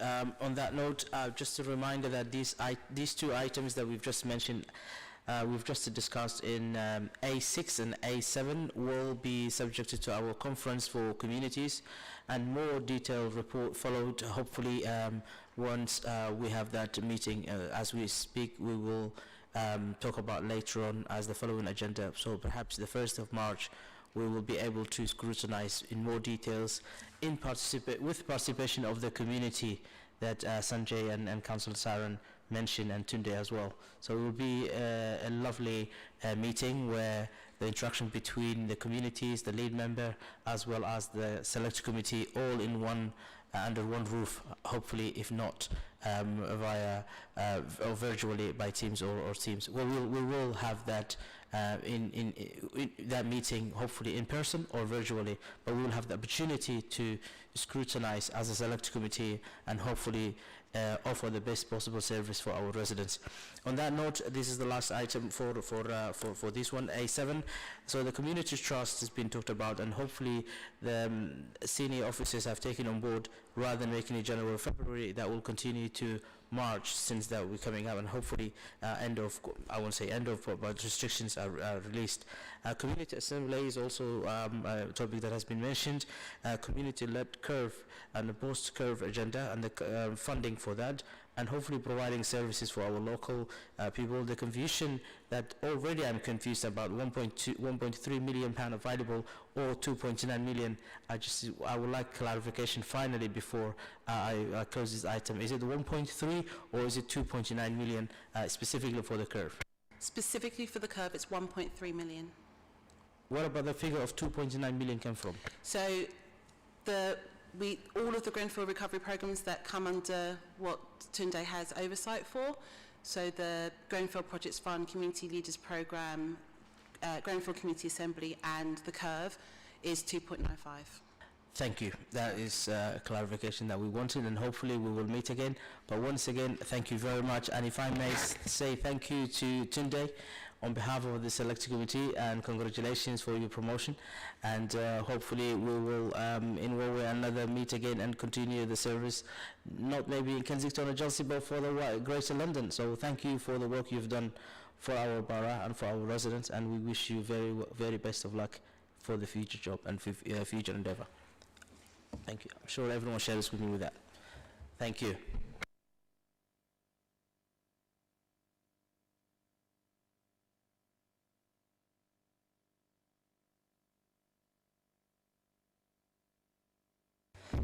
So the final agenda on this for us is a Select Committee work programme, and I don't know if Councillor Mary Chess will stay with us this final item.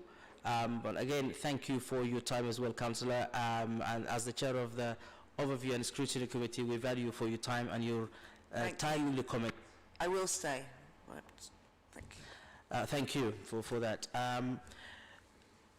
Unfortunately, we don't have Paola today with us. She is recovering from COVID. We wish a speedy recovery, and myself, I will say, and on behalf of the Select Committee, she will hopefully have a speedy recovery and get well soon.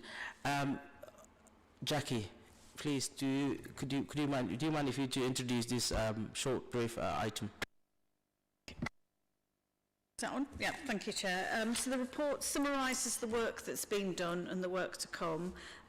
You just referenced the conference on the 1st of March. So the two themes are COVID-19 response and recovery and Grenfell community recovery. So as you said, they link very well to the two papers that the lead member has prepared for this report, and we have a planning meeting about that with you and the Vice Chairman next week. The other thing that is attached to this report, my papers have come apart a bit, is the recommendations tracker, which sets out the recommendations that the two working groups have made on modular housing and housing safety and healthy homes and progress with those. Councillor Hammond asked if we could have better information on the recommendation tracker about things that have been implemented. So we've used the grey shading to do that, so you can see progress against the recommendations in that.